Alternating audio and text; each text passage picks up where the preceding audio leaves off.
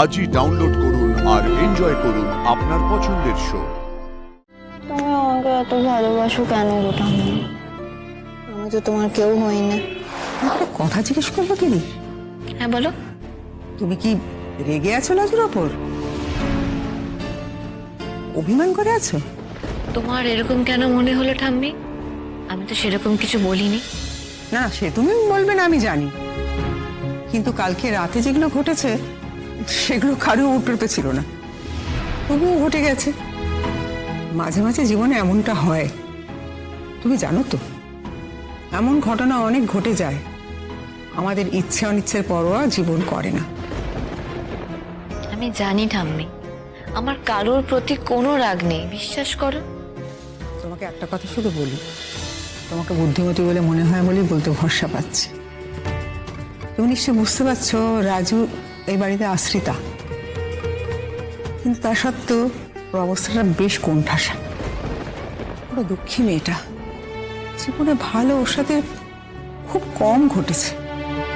মুখে টেস্ট দেখায় বটে, তবে সেও জানে এই বাড়িতে তার হয়ে বলার কেউ নেই। তবে আমার বিশ্বাস ওর মনের জোর, ওর সাহস, ওর সততা ওকে অনেক দূর নিয়ে যাবে। বেশি দিন ওর হয়তো আমাদের এখানে আর আশ্রিত হয়ে থাকার দরকার পড়বে না। আরেকটা কথা, ও তোমাকে বড্ড ভালোবাসে, মান্যি করে। আমি ওকে যতদূর চিনি, কালকের জন্যে ও মরণে মরে আছে। ও ভাবছে আর সবার মতন তুমিও হয়তো এই ঘটনার জন্য ওকে দায়ী করে বসে আছো, তুমি রাগ করে আছো। তাই নাথ বউ, তোমাকে অনুরোধ করছি, তুমি ওর উপর রাগ করে থেকো না। না গো ঠাম্মি, বিশ্বাস করো, আমি একদম সত্যি কথা বলছি। আমার কারোর প্রতি কোনো রাগ নেই। কালকে যেটা হয়েছে সেটা একটা অ্যাক্সিডেন্ট, যা হওয়ার হয়ে গেছে, ওটা নিয়ে ভেবে লাভ নেই। যাই হোক, তুমি কিচেনে দেখেছো? না না, সেখানে থাকলে এতক্ষণে আমাদের গল্পে বেরিয়ে আসতো, ওখানে নেই। আমি বরং ঘরে গিয়ে ওকে একটা ফোন করে দিই। আমি তুমি বসো না, আমি ফোন এনেছি, আমি ফোন করে দেখছি।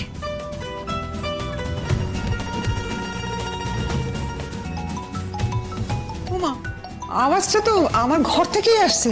তোমার ঘর থেকে? তার মানে ও ফোনটা নিয়ে যায়নি। আরে মেয়েটা গেল কোথায়?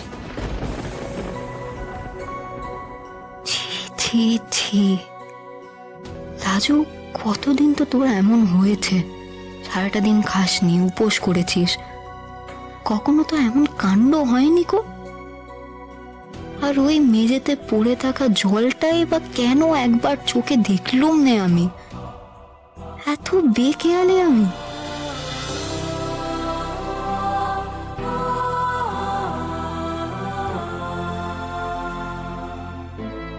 এ তোমার বাড়ি অন্যায় ঠাকুর, কি হলো লাভের লাভ এটা করে?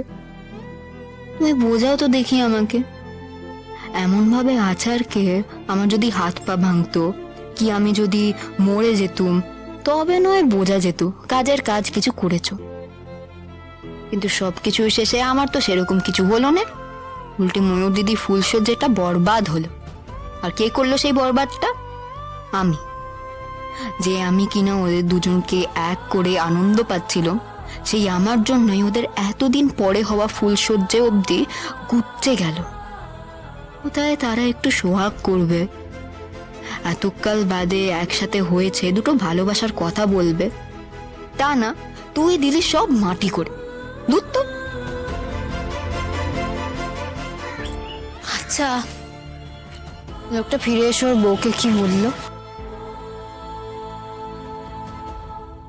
দুজনে মিলে নির্ঘাত দুষেছে রাজুকে।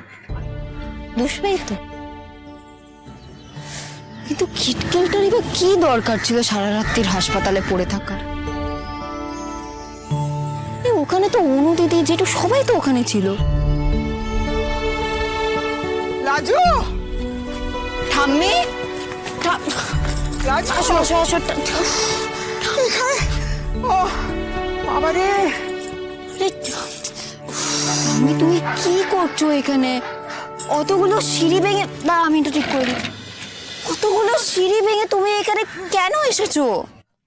তোর জন্যই তো আসতে হলো। এখানে এখানে একা একা ঘুরে বেড়াচ্ছিস, তোকে খোঁজার জন্যই তো আমাকে সিঁড়ি ভেঙে এতটা আসতে হলো।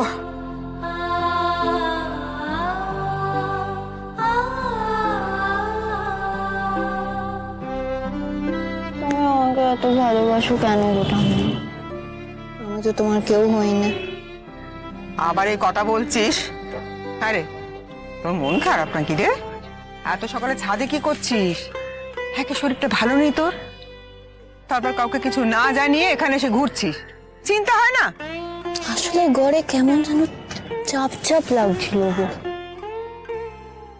বুকের ভেতরে কেমন যেন পাথর মতন হয়ে গেছিল, তেমন দম বন্ধ লাগছিল। তাই ভাবলাম খোলা হাওয়ায় এসে একটু দম নেই।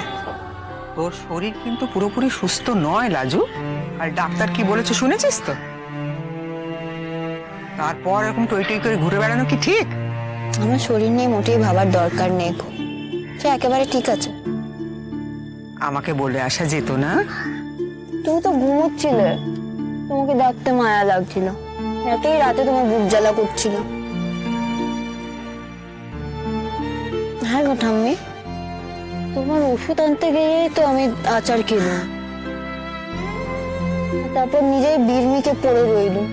তোমার বুক জ্বালা কমলো কি করে? তোর তখন এই অবস্থা দেখে আমার বুক জ্বালা মাথায় উঠেছিল, তাই দিদি ভাই মনে করে ওষুধটা খাইয়ে দিয়েছিল। তারপর তুই হাসপাতাল থেকে ফিরলি, তোকে দেখে মনটা শান্তি পেলাম। তখন শেষ রাতে একটু চোখ জুড়িয়ে এসেছিল।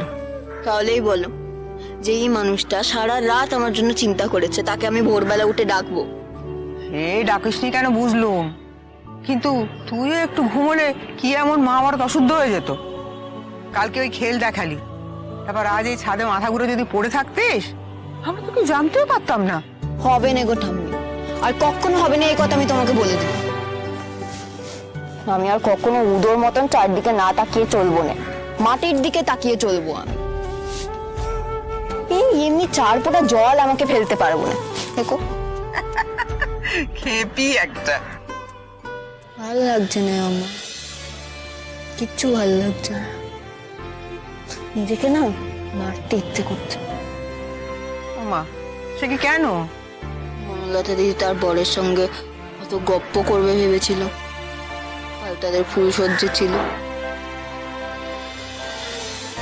তোমার নাতি তার বউকে কত সোহাগ করবে ভেবেছিল, আর আমি প্রত্যেকে তাদের মাঝখানে ঢুকে সব গুলিয়ে দিল।